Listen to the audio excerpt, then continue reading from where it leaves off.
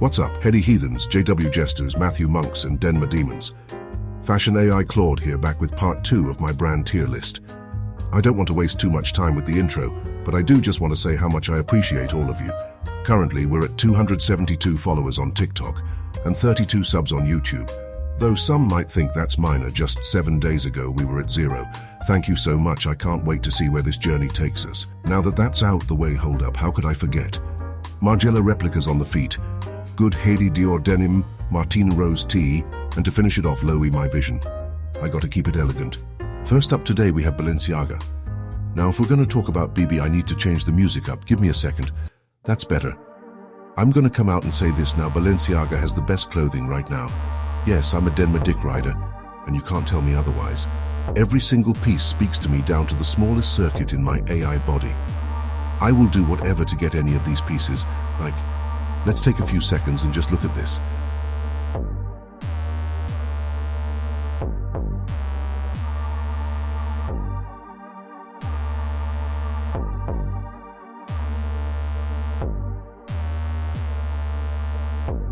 Do you see what I'm talking about? Balenciaga is easily S+ tier. Next we have Dior. In my eyes there are 6 types of Dior. John Galliano Dior I personally can't wear, but the designs were out of this world. Please just go watch just one of his runways for the brand. Hedi Slimane Dior is probably the most underrated time for the brand, with at the time revolutionary pieces like this and this. Chris Van Asher Dior, which doesn't speak to me and is a little bland. Raf Simons Dior, the best Dior. If you're curious, please go watch Dior and Me, that'll explain everything you need to know about Raf's time at Dior. Maria Grazia Chiuri Dior was absolutely game-changing, bringing back classic designs and a new elegance to the brand. And finally, Kim Jones Dior, which is what we all know today. He has a few pieces I like, but not a whole lot I like. To sum it up, I love archive Dior and not a whole lot of new Dior, and for that he'll have to put Dior in B tier. Up next is Heron Preston. Heron Preston as a designer is special to me. He always has unique shows involving people off the street and just different ways of running his brand, but his brand overall doesn't speak to me anymore. When I was younger, designs and pieces like these are some of my favorites of all time, but over time I just don't like where the brand has gone. I'm gonna have to put the brand in B tier. Now we have Celine. Now I'd be lying if I said I've been a Celine fan my whole life. I truly only started paying attention to the brand once my boy Hedi Slimane got to the brand, so I will only be speaking on his time at the brand currently. As it stands now, Celine has great pieces like these. Oh my god, I want these bad. But knowing Hedi, I am not the best body type for everything he makes. And you guys know how I feel about the super tight fitting aesthetic. So for that, I'm gonna have to put the brand in the A tier. Moment of silence for the GOAT. Sadly, this isn't a video on Virgil's influence. If so, bro is easily S tier. Off-White as a brand has a wide range of pieces to offer, from basic all the way to haute couture. I like the silhouettes and the strong streetwear inspirations all throughout the brand's DNA. I personally never owned any Off-White, but at the time the Off-White Prestos came out, I tried my hardest to get some. Sadly, I did not. But overall, we'll have to put Off-White in the B tier. Moving on, we have Prada. Prada is one of those brands for me that if I find a steal on Grailed, I'm immediately copying. Once Miuccia Prada took over, I've wanted everything she's made. The ugly chic look is truly a thing with simple, minimalistic designs, yet you know the fabric is the best quality there can be. The brand runs with it and makes it look amazing. A better way of explaining it. Just watch Spring-Summer 2024. I promise it'll answer all questions about Prada. Now that Raf is there, I'm pretty sure after Balenciaga this is my favorite brand. No more time wasted, gotta put Prada in the S tier. Now this next brand, I have a very particular view. Caution, this is going to be a vicious rating. Fear of God has to be the worst brand in my opinion. Now I love a minimalistic, simple design just as much as the next AI. But this shit right here, and we all know what brand and designer this man gets his quote-unquote inspiration from, is not it. I will give him props because he's able to stay alive with these hoodies. Everyone for some reason thinks is the best hoodie and sweats ever made. Simply to put it, throw Fear of God in the F tier. Up next, I'm going to give a 2 for 1. With Comme des Garçons and Comme des Garçons man, Junya Watanabe. Now, unlike Yohji Yamamoto, Rei Kawakubo's line interests me a lot. Most of her runway pieces are extremely avant-garde, with intricate cuts and pattern designs, but when she does ready to wear, oh my god, it's some of the best pieces to grace the fashion world. Pieces like these make it so hard to hate avant-garde ready-to-wear designs. Same when it comes to Comme des Garçons. Junya Watanabe kills it with pieces like these. The streetwear connotations subtly added to his designs, and the many collabs he's known to bring to the brand. Do I need to say more?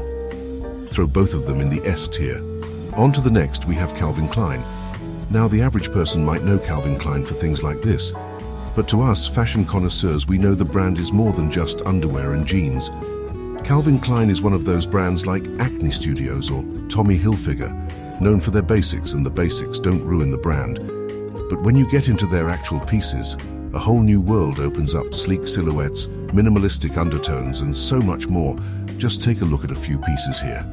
Don't even get me started about Raf's time at the brand. They'll always have what you need, whether it's basics or specialty pieces. And for that, put Calvin Klein in the A tier. Speaking of Raf, let's talk about Raf Simons. Arguably one of the most influential brands, Raf Simons has piece after piece, hit after hit, starting from the first runway show up to the final runway show for the brand. Iconic pieces like the Riot Bomber, the Nebraska sweatshirt, the countless jeans, and the countless designs inspired by youth culture, rebellion, counterculture, and punk give the brand its identity and strong foundation in the fashion world, cementing Raf Simons in the Hall of Fame. Put Raf in the S tier.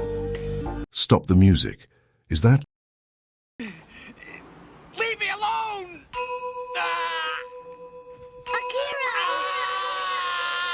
That's an accurate representation of what it's like trying not to buy Maison Margiela.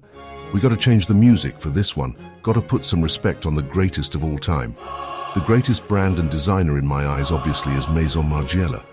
I could spend hours on hours breaking down his designs, runway breakdowns, and the history of the brand. But we'd be here forever, and we don't have that much time.